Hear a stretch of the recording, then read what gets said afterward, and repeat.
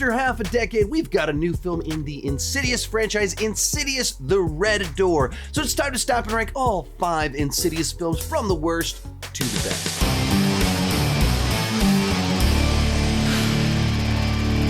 Hi, my name is Sean, and I love to talk about movies and TV way too much. With that in mind, go ahead and join me down below in the comments section. Share your ranking of all 5 Insidious films. My ranking isn't the right ranking, it's just my ranking, and I would love to see yours. Also, if you enjoy this type of content, I've done tons of other horror franchise rankings just like this one. All of the major franchises, you can check out a list of some of those right over here, but the playlist right up there where you can check those out. Let's get started.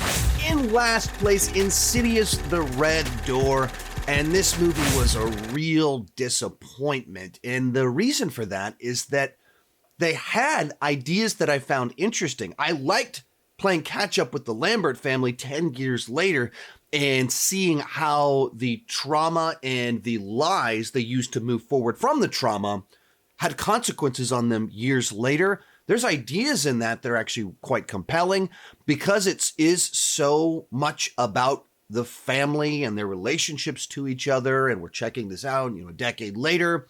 You care about the characters more than before. And it finds some nice little notes in the last 10 minutes to kind of have a nice emotional release by the time the credits roll.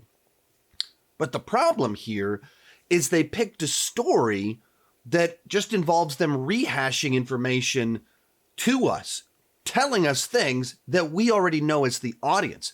2 of our main characters here, their driving motivation for 2/3, 75% of the film is trying to figure out what's wrong with them, which the audience already knows. So it's a mystery that doesn't pull an audience in. And then they just keep learning things, which we already know. They keep discovering things about the further, which we already know. So it's not very compelling. And it means that, and it doesn't have like a driving conflict for much of the film. It's just this mystery of what happened to them, which isn't a great mystery for an audience. It's great for them as characters, but they're not real. For us as the audience trying to be entertained, it's the wrong plot, and there's not a threat that creates urgency or stakes until we get way far deep into the film, in which case, even though it's called The Red Door, we're not really exploring this red door. We're not really diving into the lore anymore. It just keeps telling us things we already know. And it's also frustrating because Patrick Wilson, star of the franchise, directed the film. I don't think he's necessarily the problem here. This problem is a script that is based too much on telling the audience what they already know and not enough about scares, frights, and exploring the further.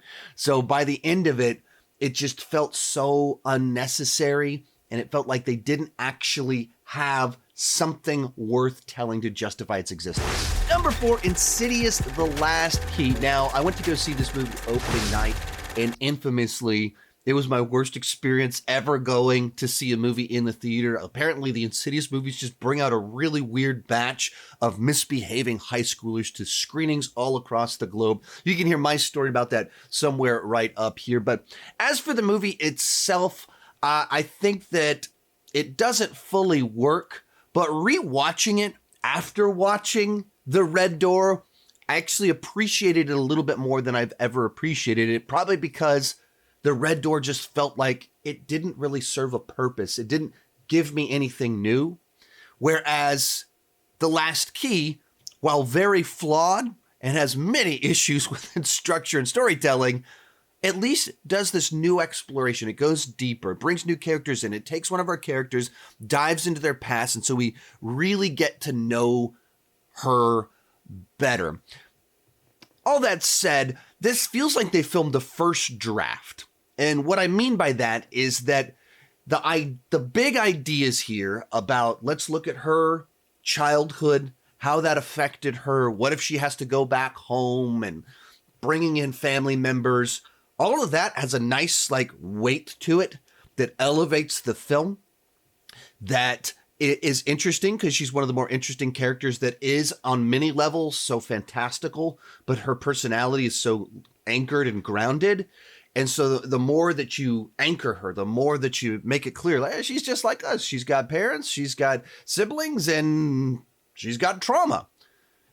Makes her so much more of a person, even when she does these fantastical things. but it is such a oddly structured film where it has a very long prologue about her childhood, and then we go on kind of this whole rabbit trail about this guy that calls for help, and then that gets resolved, but there's still 40 minutes left in the movie, and then we set up a new conflict that's introduced into the film, and then the niece has powers, and it's just like, these aren't bad plot lines. These are actually pretty good things to drive a story forward for a movie like this. But this needed to be ironed out. There's some wrinkles in this. This is clunky. There's no storytelling rhythm to any of it. And so it just feels like we're starting and stopping a lot, introducing new things at very odd times. And there's also like a weird lack of attention to detail here. There's a scene in this movie where family members meet each other for the first time, but they don't know that they're meeting family members. And they're talking. And then the father character comes in, and it reveals to the audience and to the characters that they've been talking to family members, and they seem to like each other, and they have a nice little rapport. And there's not like a moment where they pause to go, oh my goodness, you're my aunt? Wow, you're my niece? It doesn't happen. And then, like, even as the conversation continues, like the nieces are in the background, and they're not reacting to discovering they've just met their aunt. There's still conflict with their father, and there's just no reaction on their faces because there's no attention to detail in the moment. So there's like a lot of things like that there actually were good ideas here. The execution itself, not so much. In third, Insidious 2. And this movie, to me, feels like a talented director and a clever writer trying to do the best after writing themselves into a corner. And I feel like what made for a great cliffhanger, a great shocking twist at the end of the first movie, doesn't actually set up a great sequel. In which case, this movie, as a new exploration of the further and the mythology and kind of diving into things and learning more about it, getting some exposition, it's kind of nice and kind of fun and goes a little bit deeper. It's all told by talented people, great actors that are fun to watch on screen, but the actual story at the core of it, where the audience essentially already knows Mr. Lambert's been taken over. He's responsible for what happened at the end of the last movie. We already know that. And then we have this big investigation trying to figure it out. It's not nearly as compelling, interesting. It doesn't suck you in the way the first movie did. And there's also, they have the mother come into it and this other assistant person that's kind of replacing Lin Shaye's character, though she's still in it. There's like all these investigations going on in different places. So it just felt like it kind of like spread out its energy a little bit too much. There's a lot of things like that. Like individual scenes they're all still just as fun, just as good because of the talent involved. But the story doesn't pull you and suck you in quite as well. And even some ideas in here that are pretty good, like let's do a reversal. This time the son has to go in to save the dad. That doesn't happen until we're 90% of the way through the movie and there's still credits and an epilogue afterwards. So it's like this very small thing that like they do it, but not really. And so, that's kind of frustrating. I mean, it's fun to see Patrick Wilson doing his Jack Torrance impression. There's some elements to that of the dad freaking out, going nuts, that do add tension, stakes to it. I just wish they had maybe thought out through what plot number 2 was going to be, chapter 2 was going to be a little bit better before doing the cliffhanger and having a stronger story for this movie. Because like I said, there's clever things when they go back in time and like there's moments that are great, but as a whole, it feels kind of lackluster. Our runner-up, Insidious Chapter 3. While I missed the Lamberts here, this is definitely an improvement over Chapter 2, as well as the bottom 2 films in this list, that finds a fresh new story about astral projecting to tell that's not just about this one family. And feels like a pretty smart way to do this, where it does kind of a prequel origin story about how this team of people kind of got pulled together in their efforts to try and help people with their problems with ghosts and haunted houses. And it actually tells a story about the Elise character, about her running from this profession, what draws her back to it, her coming to terms with her gifts and the burden that she needs to carry in order to help others. There's actually kind of a little bit of a story to tell in that. The main conflict about this girl trying to contact her mother, they find a way to have a story that has urgency and stakes to it. Not so as much as the original film, but more so than I would say than the films lower on this list. And they gave us a villain in it that's particularly creepy because this creature tricks people into killing themselves in all these different ways. That's a particularly like unsettling, stomach-turning sort of idea. One of the nice details with this film, it is directed by Leigh Whannell, the screenwriter for the first couple of films, and came up with the story for, I believe, all of the movies here. And then he is one of the actors on our ghost hunting team. And so just nice to see him step into the director's seat for this franchise that he's been so involved with. I don't think it's nearly as strong of a directorial effort as what he did afterwards with Upgrade and Invisible Man, but he does a solid job with it. I will say this, I really don't like the sound mix for this film. Maybe it would play better in a theater where I'm in a context that I'm in an isolated space for the purpose of just watching it. The building exists for people to sit down and watch movies. Maybe in that context, I wouldn't be so bothered by it. But trying to watch a horror movie late at night at my house when no one else in my household likes to watch horror movies, the sound mix is unbelievably frustrating. The dialogue is turned way down. The jump scares are turned way up.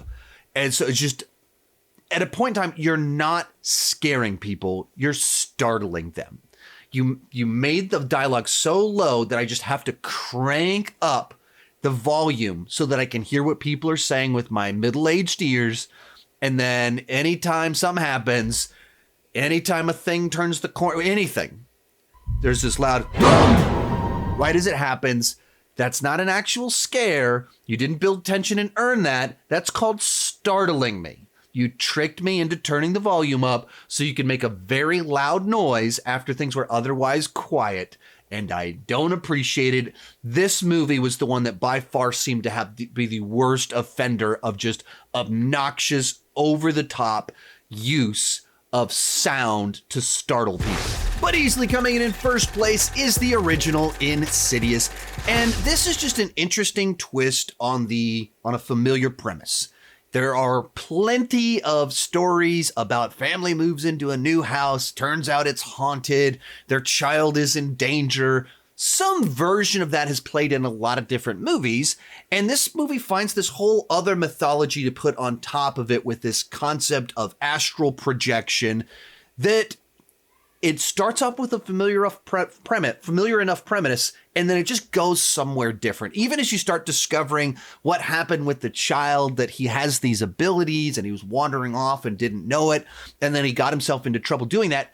That's just kind of a fascinating new detail, and it creates a scenario where even as you're watching the movie, and it can go into some like exposition heavy scenes, it's all interesting. It's all different than what I've seen in movies like this before.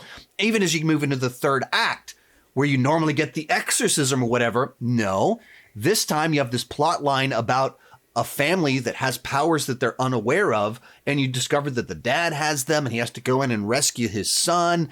And it's just a nice, fresh spin on things. Nice structure to it as well, where you kick off with the normal life, then you have a haunted house, you have an expedition, then you have the search, and finally you have the rescue. It's like structured so it has a nice flow to everything that's taking place.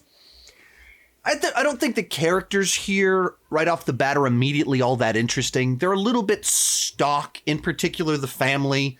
There's nothing about them that's interesting. They're elevated by charismatic leads, actors that I like, but on the page, they're not terribly interesting in and of themselves. But when you put it all together, you get a movie that feels familiar at first and then has a lot more to offer than you originally were suspecting. Of course, you've got a top horror writer in Leigh Whannell bringing the script. You got a top horror director in James Wan. So it's all just a really nice, solid horror film. So it comes in at number 1. If you enjoyed this video, remember I've got more like it. You can check that out right over there in that playlist with all of my horror rankings, and I have done a ton of them. Whatever your favorite horror franchise is, I've probably already ranked it right over there. Thank you so much for watching. Keep talking movies and TV too much. Bye.